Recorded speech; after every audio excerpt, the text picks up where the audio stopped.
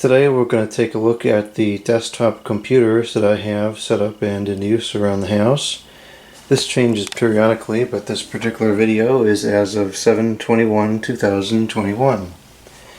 We'll start off here in the bedroom where I have a Dell Optiplex 7040 computer.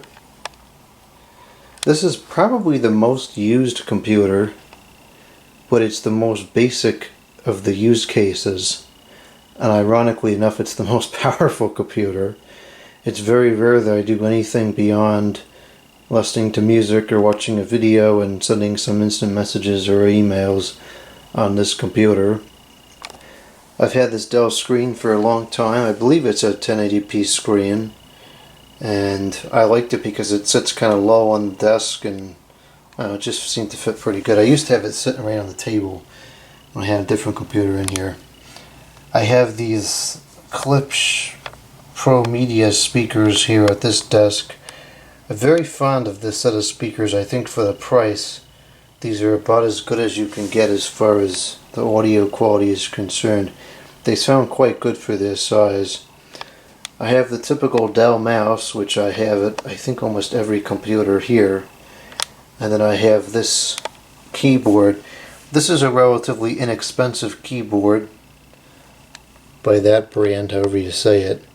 I have a couple of these. Some of them are a bit smaller, and I think for the price they're pretty good. They have a decent feel to them. They're not super cheap. They're not a Model M or something like that, but they're adequate. Moving on to the computer room, I have my, I guess we could call the main computer. This is a Dell Optiplex 990. It's a full-size computer, and it does drive 3 screens, which are all the 1080p. They're not the same model. The two on either side are ViewSonics. They are a matching pair, which is what I originally had. And then I had this one in the middle is a television set. When I got rid of the television set thing, the cable boxes, I guess they're called, I had no use for the television set anymore. So I put it in here and used it with the computer.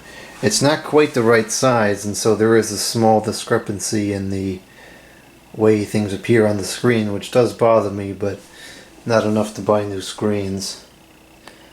Again, I have the typical Dell mouse, and then I have a proper Model M keyboard.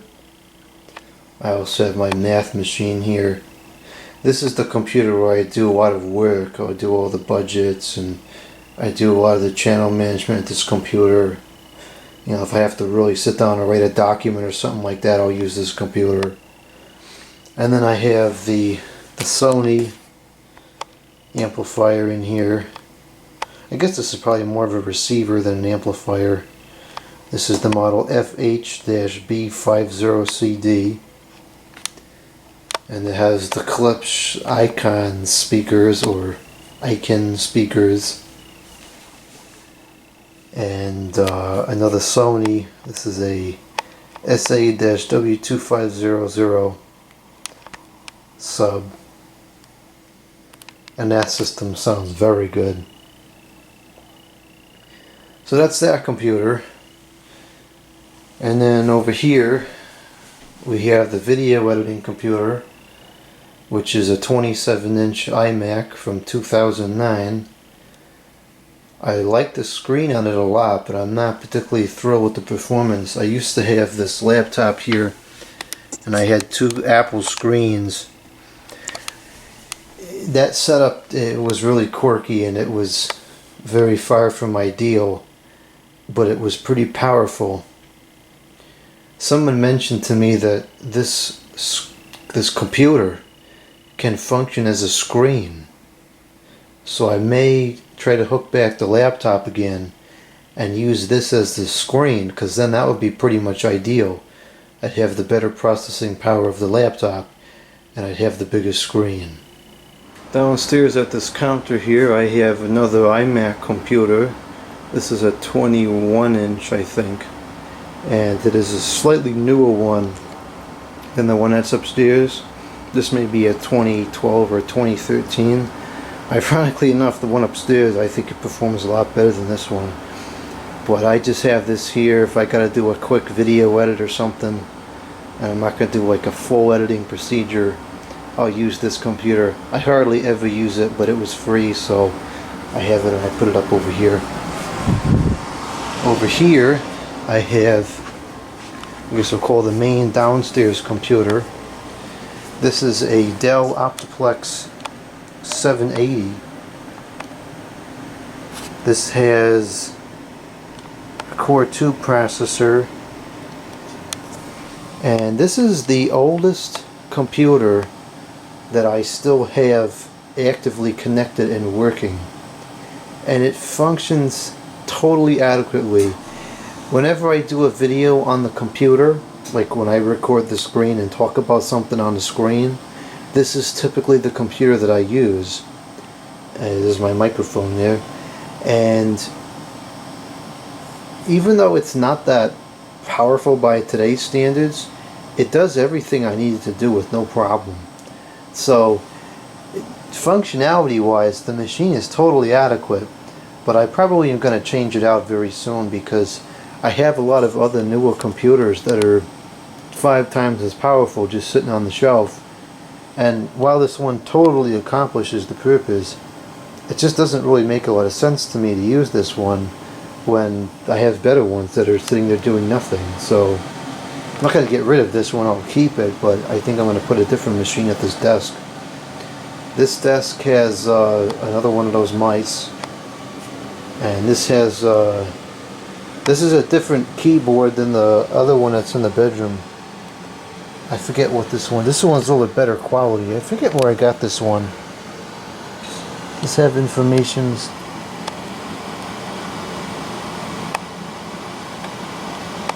Red Dragon, I guess, is the brand.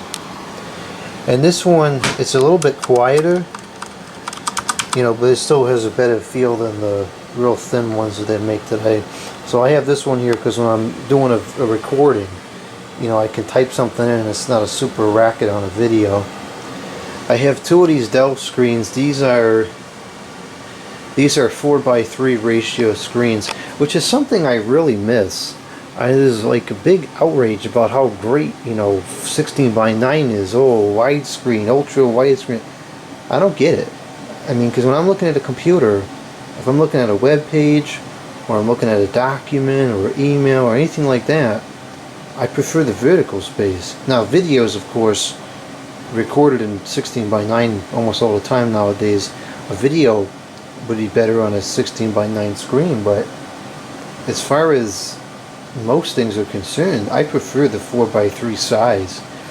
And if I can find some bigger 4:3 screens, I would probably replace the setup upstairs with 4:3 screens.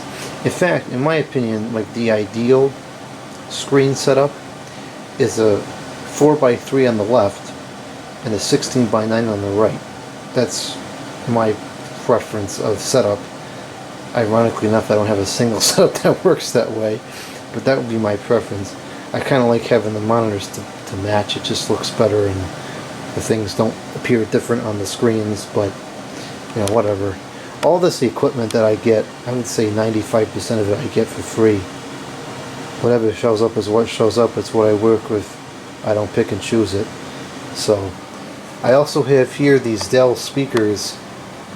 This is the 2.1 set with the sub, and these speakers, I quite like these. I have a couple sets of these. I think they sound really good for the size. They don't have very much volume to them, but if you're working in a low volume situation, they sound pretty good. And I have this microphone here. This is just a cheap microphone that I got. It's good enough for what I do. And I think I forgot to mention over here that we have the cordless Apple mouse and the cordless Apple KD. I kind of like these keyboards as far as thin keyboards are concerned. I mean, it's really thin, but it's got a completely acceptable feel to it, which is surprising for how thin it is. The mouse, I kind of like the mouse for video editing because you can scroll left and right, which is very useful in the video editor, but ergonomically speaking, that mouse is a complete and total fail. The last computer is located here in the studio area. This is another Lenovo Think Center computer. The model is like MP49 or something like that. M94P, I don't know. It's got something with an M, I think. And these are pretty powerful computers. I like these computers. I like this setup as a whole very much.